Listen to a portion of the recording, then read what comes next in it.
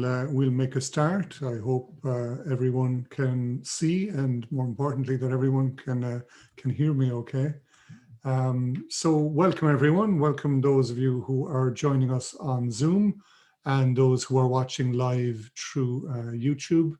Today we have a session on the e-learning authoring software H5p, which is now integrated into our Canvas system here in CIT. First, we're going to have a short presentation from Shane Cronin from our own parish to tell us about that Canvas H5p integration, what it looks like, and how to start using H5p. Then we're going to have our guest presenter, Dr. Mark Glynn. So Mark is an old friend of the department and is head of Teaching Enhancement Unit in DCU, in Dublin City University, where they have been using H5p for some years now with their own learning management system.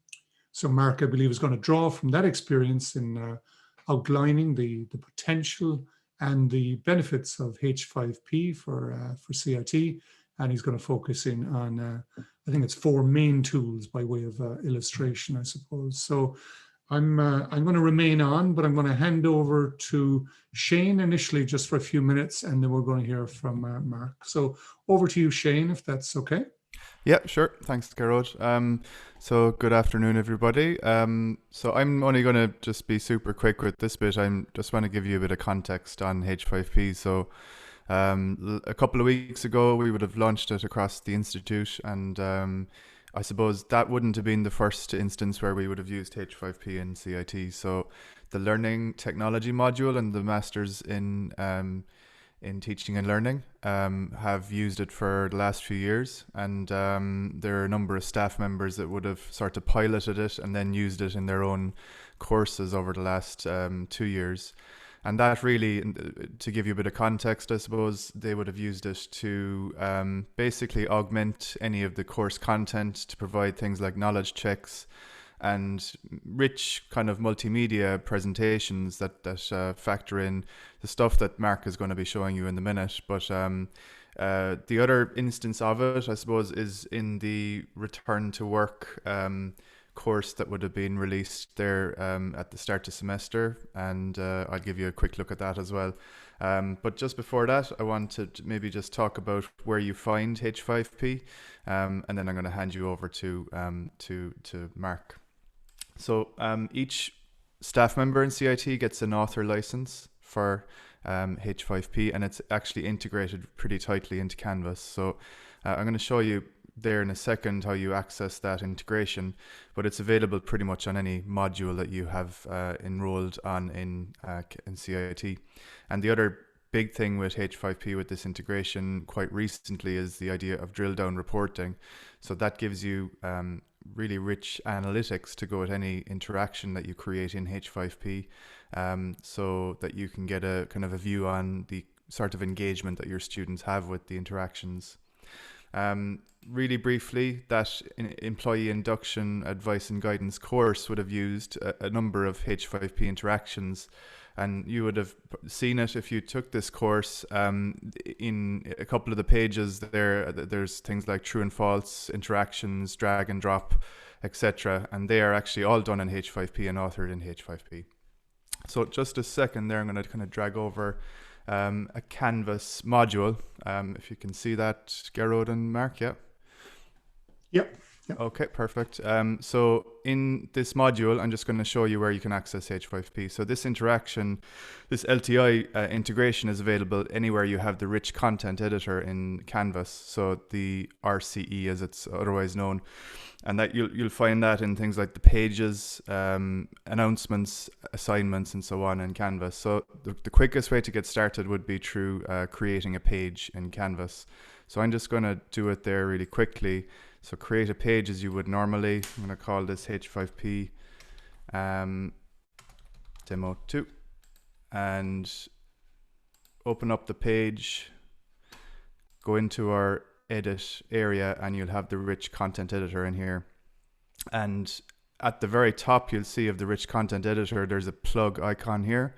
So that's where you access any other interaction or LTI integrations that are available through this area in Canvas, and you'll find interactive content H5p in here. So when I click on that, this is going to open up the H5p integration, and this is where you basically can manage any of the interactions that you create in H5p, and this is available across all of your modules in Canvas, so you can share the interactions across different modules, and you can see whether you've published them, so you can have kind of draft interactions and play around with them here, and basically just insert them into the rich content editor then. So all of those interactions, and Mark is going to cover a few maybe key ones that he deals with in DCU with staff and students. But to add any content item, you click on this blue button here, and you get the ability to add all of these different types of interactive content items from H5p, and they can be anything from multiple choice to interactive video, interactive book, as Mark is going to cover in a minute, and all of these other different types of interactions. So if you want to see what they do, each of them has actually examples of how they're used. So you get a content demo to go with them. I'm not going to do that there now, but basically once we've created any of those interactions, we can insert them then into our module. So I'm going to just cancel that out. And if I wanted to insert something in here, for instance, like this sample question, I insert that in, and this actually embeds it then into my module page. And you can add a number of these if you want to. And as Mark will tell you, the book interaction actually allows you to combine these different interactions together as well. So anything from multiple choice to interactive video, etc., etc. And then from the point of view of reporting, there's a button here for reports. So you'd be familiar with analytics in Canvas, which covers sort of module level data, whereas this actually allows you to drill down into reports on individual interactions. So if I click on this reports button here, I can see any of the students that have taken this or use this interaction, whether it's multiple choice or interactive video or whatever, and you'll actually get the number of attempts, their score, and so on. And you can search by student as well there. So that's a really nice feature, I think, just released really in the last few weeks. And it allows you maybe to get some insights into how students are engaging with those interactions, and to get sort of a bit of a view on things like knowledge checks and stuff like that you would use for formative assessment in your module. So that's kind of basically where you access H5p in Canvas. I think I'm going to hand you over now to Mark, if that's okay, Mark. So that's just to give you a bit of context of where you find it in Canvas, and we can talk about maybe any questions you have later on. And I suppose the other thing is, if you have any questions, please add them into the Q&A or into the comments area on YouTube. So I might let it over to you there, Mark, if that's all right. Okay, thanks very much, Shane, and thanks, Garrod, for the invitation to present to you here today. I'm not sure whether I should take exception to the fact you call me an old friend, whether it's old or a friend that's around for a long time, but we'll worry about that. Enduring, a long enduring friend. Yeah, you haven't got rid of me yet, friend. That's what that comes down to. It's my pleasure to present with you today, to share some of our experience with H5p, and hopefully it will whet your appetite as to what you and your staff can do with this excellent feature of Canvas, and indeed is available as a standalone open source tool.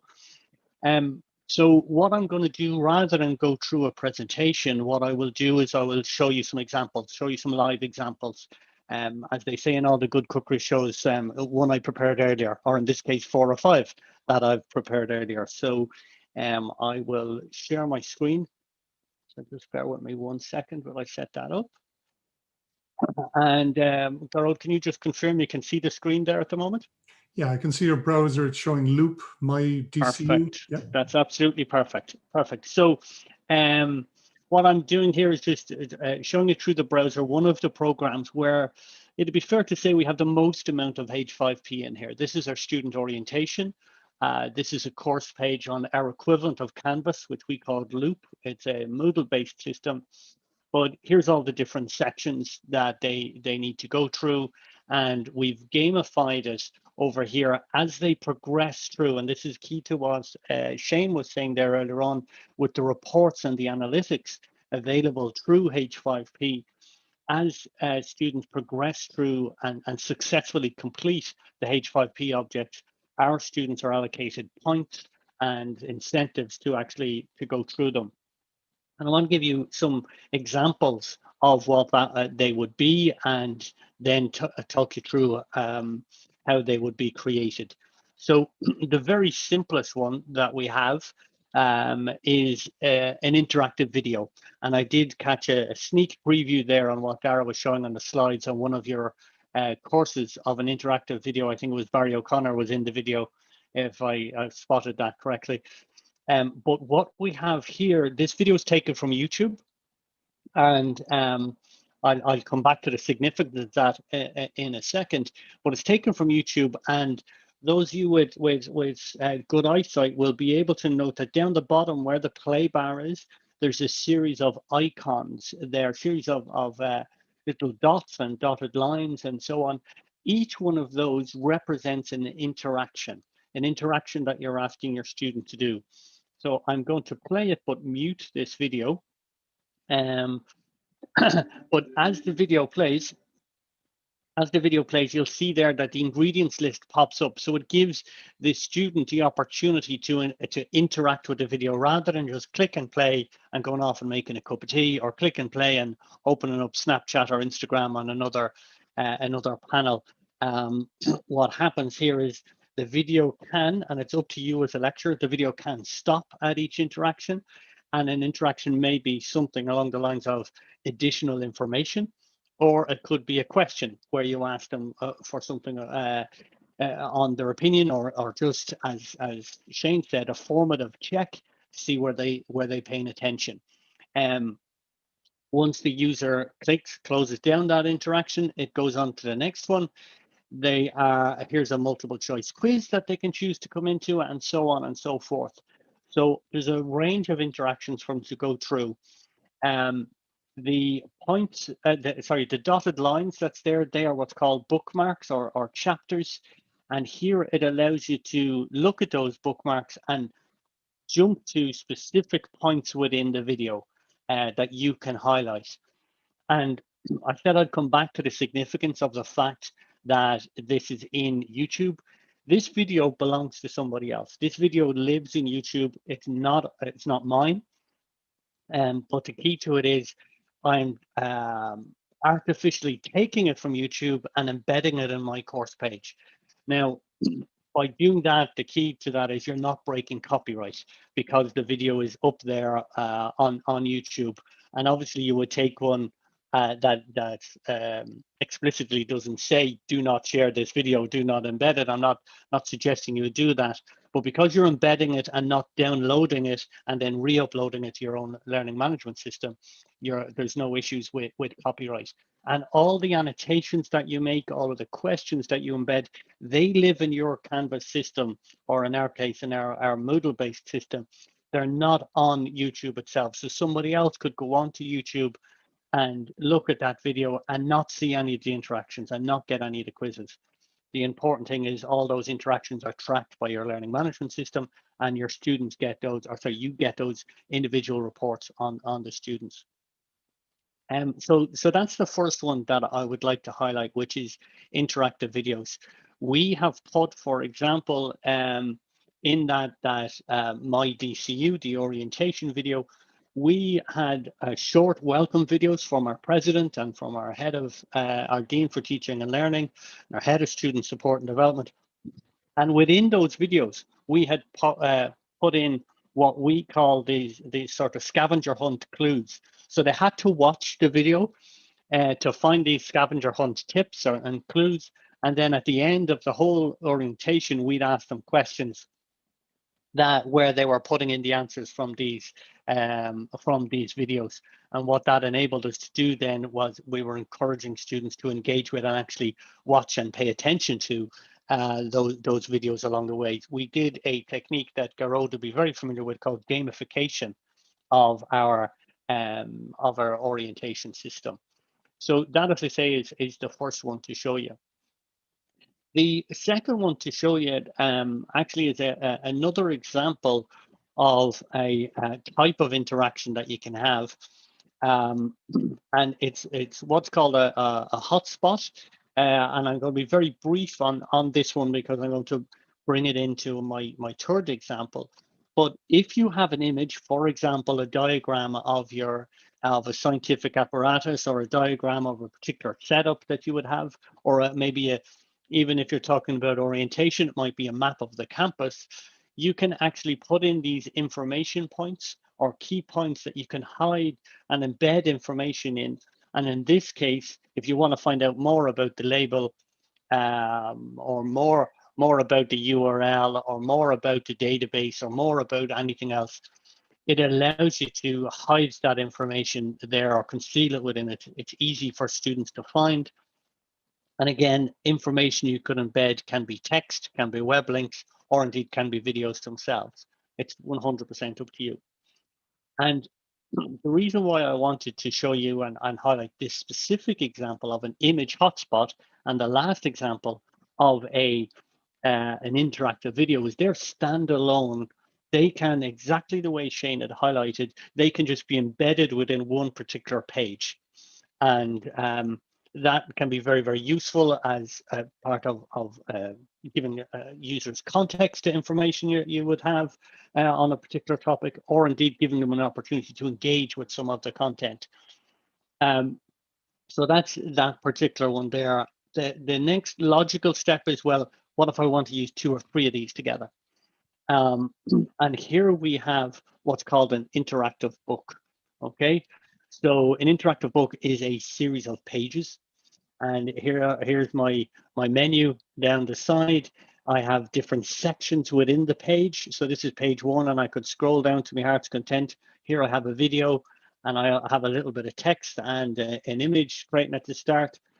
I could come on here onto page 2, and here I just have a quick quiz or quick activity for people to do. And again, web links off to somewhere else. So it's very, very easy to take those individual activities and combine 2 or 3 or indeed 10 or 11 of them together if you wish, and separate them out. And when they have done all of these activities, they will then have a summary slide saying, well, here's all the different sections, the activities you've done, what your score has been, what you've interacted with and what you haven't interacted with, and what your overall score is. And it allows you to create and reuse this content as often as you like. And the other thing that is incredibly handy about this, and Garoj, you'll have to correct me, and please excuse my ignorance, I'm not sure if Canvas has an app. Yeah, no, there's an app. It even has more than one app, Mark. Even more than one, okay. Way better than that loop thing that you've got. Yeah, that's only a fad. This technology, it's only a fad. Never catch on. But I would strongly encourage you to develop, when you're developing content, and it doesn't matter whether it's interactive videos or text or questions, develop it with mobile in mind. And if you develop it with mobile in mind, it will work on a laptop and a tablet. However, if you develop it with a laptop in mind, it mightn't necessarily have the best experience for a user on mobile.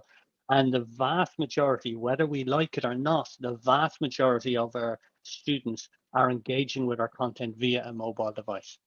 And the reason why I'm bringing this up here now is this is mobile friendly. This content is mobile friendly, and it's great to hear that Canvas has an app specifically for it.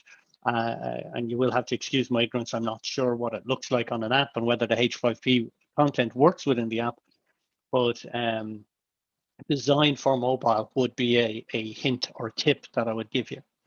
And the other bit that I want to draw your attention to here is the reuse and embed. So why am I bringing that to you? In Canvas, where Shane had highlighted it's so easy to take content you've created and put it into another page. Equally, it's possible to take content and put it into another site, be it another Canvas site, into another Moodle site, or indeed it can live on a Drupal-based website or a WordPress site. One of the examples I showed you earlier on was on our WordPress site. And the reason why I bring this up as significant is for collaborative projects. Maybe you want to develop some learning content with somebody in Tralee, or somebody in IT Tala, or somebody in DCU, or indeed as part of an Erasmus project or any other international project. It's very simple for you to build content with your H5p, but that will be agnostic to the learning management system that your partners may have, because they literally can, for want of a better phrase, put and paste the material and put it in if they have H5p activated on their platform. And H5p does work on all of the major learning management systems. So it's incredibly useful to create and share content as well, which I would give it a big plus in my books. Okay. So there is a sort of a quick whistle-stop tour of the different types, and then the final type that I want to show you here is I want to show you what's called a documentation tool. So this is an example, just one I didn't prepare earlier. Actually, it's on the H5p website, but this particular example is really good because it allows, and if you can see down on this side of the screen, there are sort of page 1, page 2, page 3, page 4. What it allows your students to do, you design these pages, you design what text is in here, you design how many pages that will appear in the sequence. But what it allows you to do, allows your students to do, is to input some text in there. And let's go 10th of October, and let's say it's Mark. Then we'll come on to our next page, navigate on to be a H5p expert. That's my first goal. My second goal, to survive this webinar, or something along those lines, right? But as you fill in, and let's just paste in some standard text here. As you fill in this, or as your students fill in this particular text as to what they will get, what happens at the end is they say, at the end of the exercise, how do you rate yourself as achieving your goal? Did you do it? Let's just say I hopefully survived this and I didn't become a webinar. I didn't become an expert in H5p. And then it allows the student to create this document. And then they can export it and submit it as an assignment or embed it into the reportfolio. But again, this is just a sample text asking them a selection of predefined questions to fill in. But it's like a templated document that it allows students to navigate through. And I find the documentation tool is incredibly useful in that respect. They can submit it, as I say, as an assignment, or take it off and embed it in there. Could allow you to do a scaffolded critical reflection on an exercise. That literally the world is your oyster as to what you decide for them to do. So what I would like to do is to show you one in action, show you how you create one. So Shane brought you to a page. I'm in my Moodle instance now at the moment, but it's the same the same environment that Shane brought you to, the same page where you are asked to create some content or upload one you prepared earlier. I'm going to choose an interactive video as the content. It takes a second for the page to load up. I'm going to take a YouTube video and I'm going to paste my link in here for my YouTube video. It's that simple. And now I add my interactions. So the video pops up here and it's all about taking a calendar, but maybe I want to insert some text. So I put in some text. What's the text going to be? A pop-up menu is going to be there. This is a menu, and then we need to figure out when is it going to appear. but it's going to appear as from 20 seconds to 30 seconds. And maybe it appears as a poster. And when I click done, and I click, and again, you can put in a summary statement. Well done, got to the end, and then I will just click save and display. Oh, sorry, title,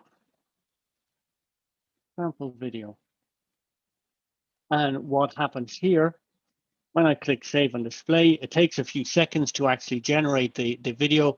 And again, your Canvas interaction, and please jump in if I'm wrong here, Shane, but I think your Canvas interaction follows you through the same steps and may take a couple of seconds to generate. But the concept behind it is you can create, I added one piece of text. You can add numerous pieces of interactions. You don't want to make anything too busy just from a student experience point of view, but there are so many different options open to you as a user. And this is just taken an enormously amount of time to use. That's what I say about live demonstrations and working with children. Never do both of them. But it gives you an insight as to how quick and how easy it is to generate some of this content. One of the other pieces, I'll show you one I prepared earlier again here. Here is it's the closest equivalent to a PowerPoint slide or the version of a PowerPoint slide, where you ask a person to navigate from slide 1 to slide 2 to slide 3, slide 4, and indeed slide 5, and you come on from there. In this particular circumstance, you'll see that I've put an interaction in the 4 slides that we have, and we can also always navigate and move our way from one slide to the other. And again, here's another example of where we've embedded information within the slides there accordingly. Okay, so it's a whistle-stop tour. I think it's best to open the floor up to questions now at the moment, but for me, H5p is brilliant because it's open source. H5p allows you to share content across institutions and within institutions, and H5p allows you to create engaging interactive content. There is, I just went through 4 different examples. There are numerous types of examples there.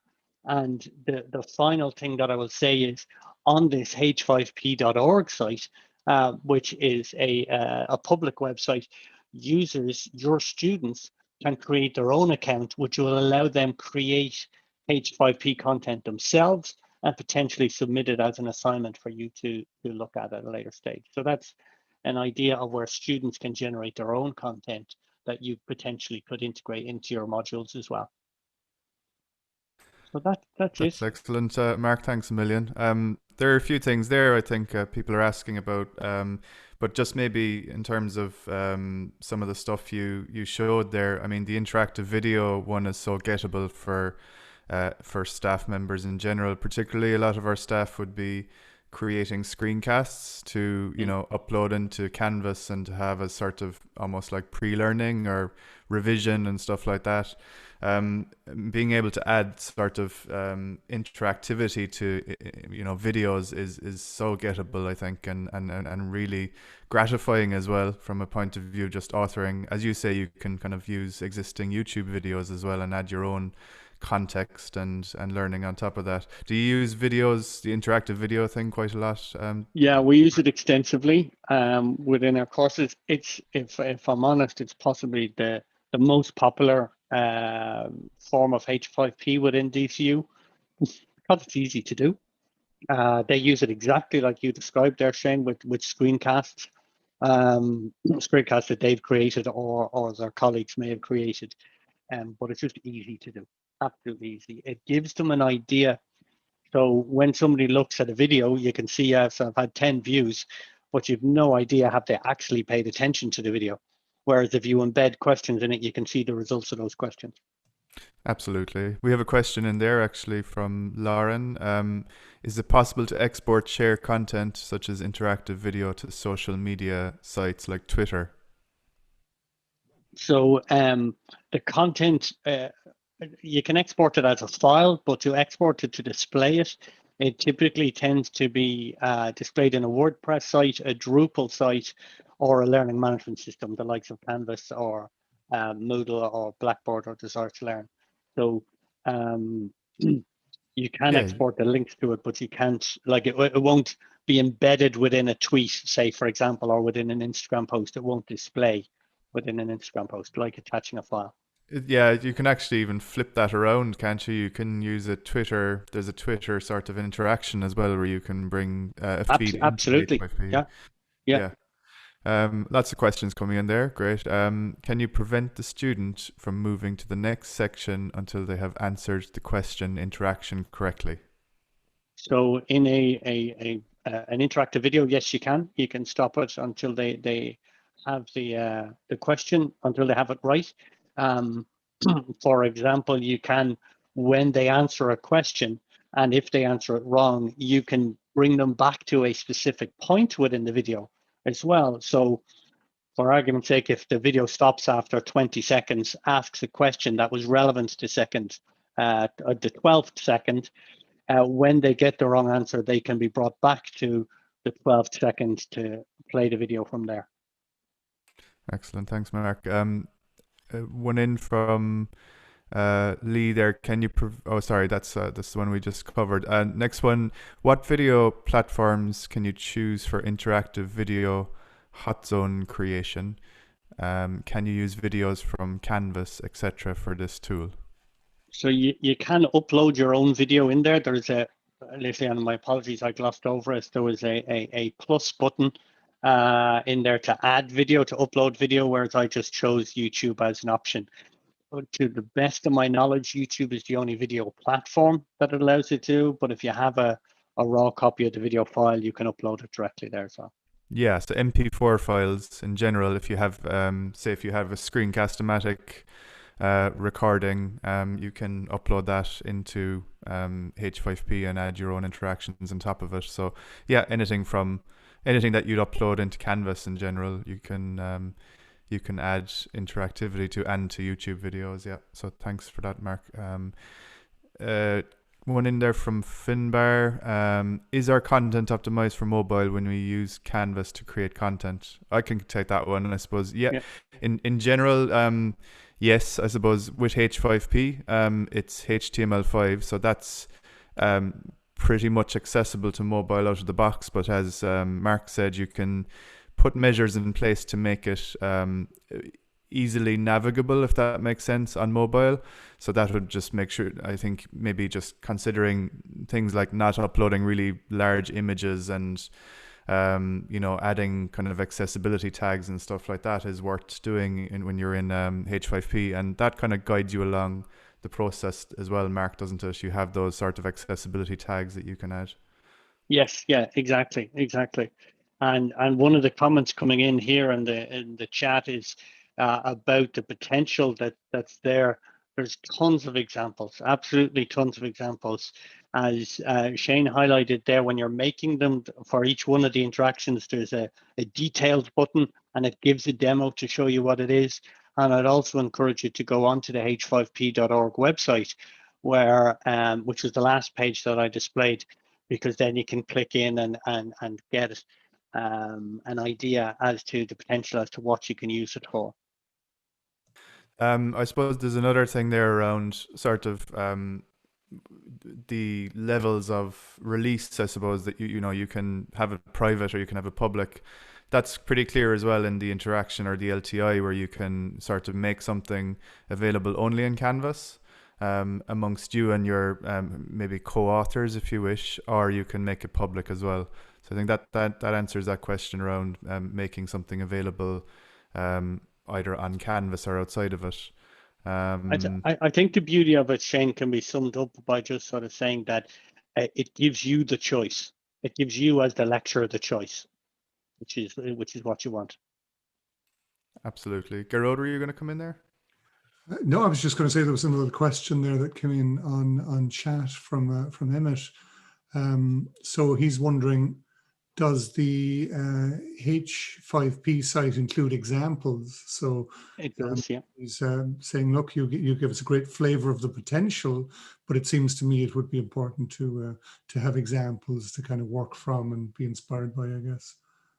Yeah, you get those even so within H5p, and when you're doing, I'll just maybe just do a quick screen share there just to show you. So if I was adding an interaction, let's go here. Any of those interactions when you're adding content have examples actually built into them. So for instance, the interactive video one has content demos. So every content type has a content demo, and that'll allow you to kind of see how that was used. So for instance, for Mark's one there on interactive video, you get an example of that in action. So I think that answers that question, does it? Yeah.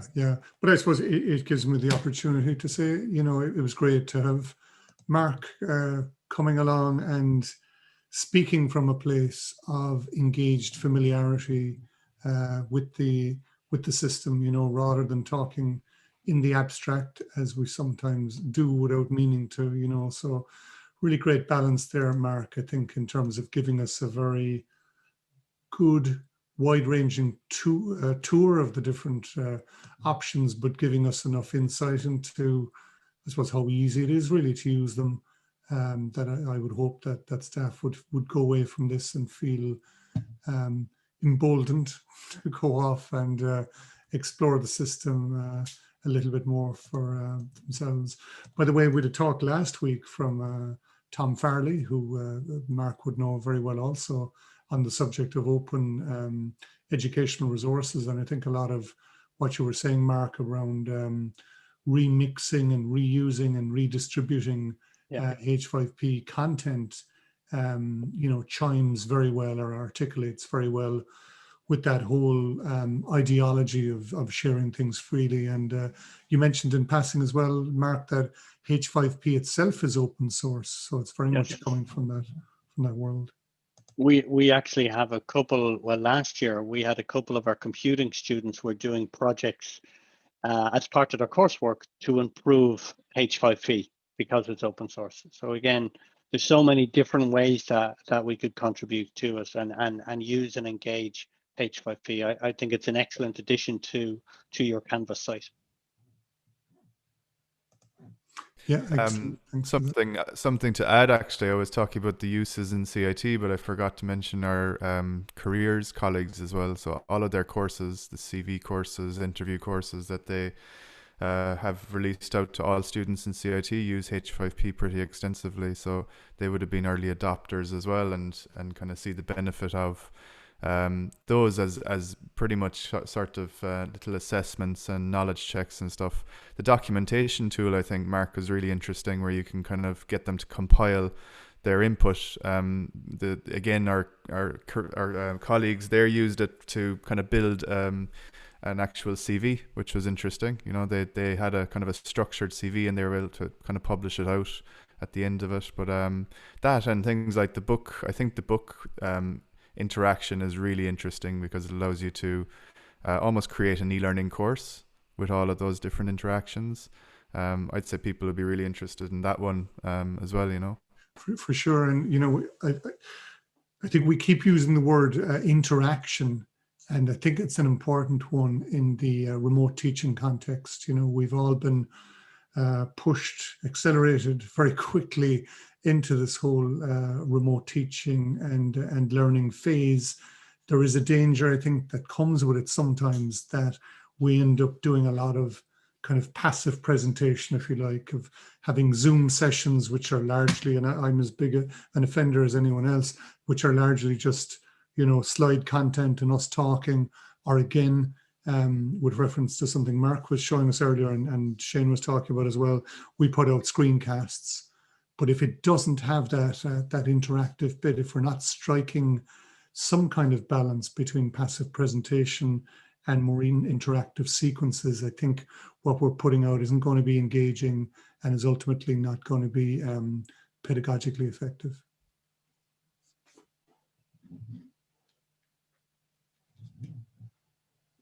The other thing I meant to mention, Gerard, you did send out a sort of a couple of pages there that kind of go through H5p as well with today's email. That's quite useful, I think, if you're just looking to kind of get a sort of an overview of what H5p does before you actually delve into it. Definitely. So there's a quick reference guide which was sent out yesterday, and there's what we hope are an expanding collection of help articles on the subject of using H5p as well. Oh, Shane's just brought them up there, I think, or is about to bring them up there.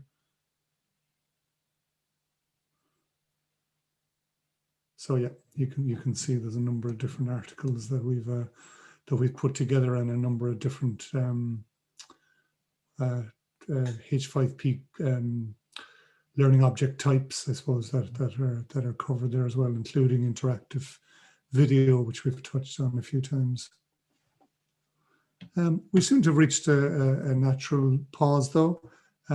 So maybe I'll just wrap up by saying, look, Mark, thanks so much for coming along. I know you're really, really busy.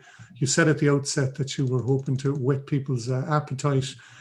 I think you've achieved that, and more, really, some really great examples of what you guys have achieved and what can be achieved with H5p. And, you know, I think it can really add a lot with respect to making online content more media rich, obviously, and more interactive. There's that interactive word again.